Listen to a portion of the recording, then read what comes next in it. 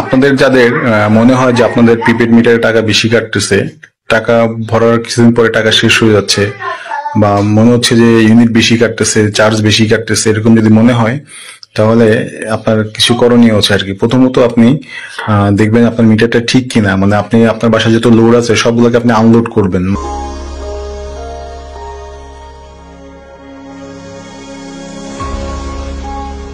মানে ব্রেকার ফেলে দিবেন।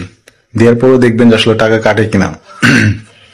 আপনি ঘন্টাখানিক যদি আধা ঘন্টা যদি বন্ধ করে রাখেন, আর বন্ধ করার আগে যে অ্যামাউন্টটা চেক করবেন, ঠিক আধা ঘন্টা বা 1 ঘন্টা বন্ধ করার পরে আবার অ্যামাউন্ট চেক করবেন। যদি দেখেন যে অ্যামাউন্টের তারতম্য আছে, তাহলে বুঝতে হবে যে মিটারটাতে যান্ত্রিক কোনো ত্রুটি আছে। সেই ক্ষেত্রে আপনি আপনার নিকট কাছে যে পল্লী বিদ্যুৎ অফিস বা বিদ্যুৎ অফিস আছে, ওইখানে গিয়ে আপনার মিটারটা চেঞ্জ করতে বলবেন বা চেঞ্জ করে নিবেন।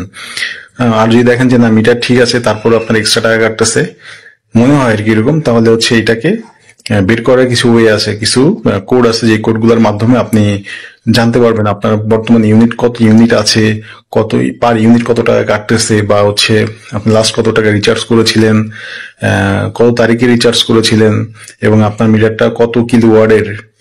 আপনার যদি দুই কিলোওয়াট থাকে তাহলে একরকম চার্জ হবে, যদি 4 কিলোওয়াট থাকে তাহলে আরেক রকম চার্জ হবে, এবং একটা স্লট থাকে, ধরেন 75 ইউনিট পর্যন্ত একরকম চার্জ, 75 ইউনিট পরে বেড়ে গেলে আরেক রকম চার্জ, এরপরে হচ্ছে 150 ইউনিট পার হইলে, মানে এরকম ধাপে ধাপে স্লট করা আছে। যখন 300 ইউনিট পার হয়ে যাবে তখন এটা পুরোপুরি বাণিজ্যিক ইউনিটে কনভার্ট হয়ে যাবে, বাণিজ্যিক ইউনিট যেটা কাটে সেই কাটবে।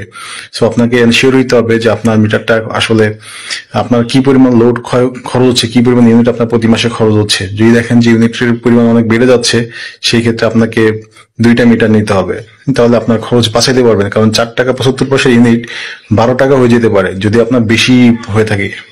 যেমন ধরেন আপনার বাসায় এসি আছে, তারপরে হচ্ছে ওয়াশিং মেশিন আছে, ফ্রিজ আছে, মাইক্রো ওভেন আছে, মানে হেভি হেভি লোডের জিনিস চলে। সেক্ষেত্রে আপনার 2টা মিটার হইলে আপনার খরচটা কমাইতে পারবেন। আর যদি একটা মিটার উপরে পুরো লোড দেন, তাহলে হচ্ছে আপনার 400-500 ইউনিট চলে আসবে আপনার পার ইউনিট, সেই অন অ্যাভারেজ আপনার 12 টাকা সামথিং চলে আসবে। তো ঠিক আছে, চলেন আমি দেখিয়ে দিচ্ছি কিভাবে আপনি মিটার চেক করবেন। প্রথমে জানতে হবে আপনার এই মিটারটা কি বাণিজ্যিক নাকি হচ্ছে আবাসিক। তো এটা জানার জন্য আপনাকে 809 এই বাটনটি চাপা লাগবে। এটা চাপার পরে যদি দেখেন এখানে কত আসছে, 21 আসছে, তার মানে এটা হচ্ছে আবাসিক। আর যদি 9 আসে তাহলে হবে এটা বাণিজ্যিক। আচ্ছা, আর একটা ব্যাপার, প্রতি ইউনিট কত টাকা করে কাটতেছে এটা জানার জন্য আপনাকে চাপতে হবে 887 ইন্টার। দেখেন ও কাটতেছে কত, 7 টাকা 20 পয়সা।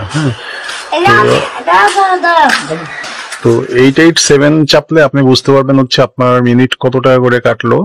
তো আমরা দেখলাম 7 টাকা 20 পয়সা করে কাটতেছে, এটা স্বাভাবিক। হ্যাঁ, আর হচ্ছে আমরা লাস্ট কত টাকা রিচার্জ করেছিলাম সেটা দেখার জন্য 817, দেখেন এখানে কত, 1435 টাকা ক্রেডিট, 1435 টাকা ক্রেডিট হয়েছিল।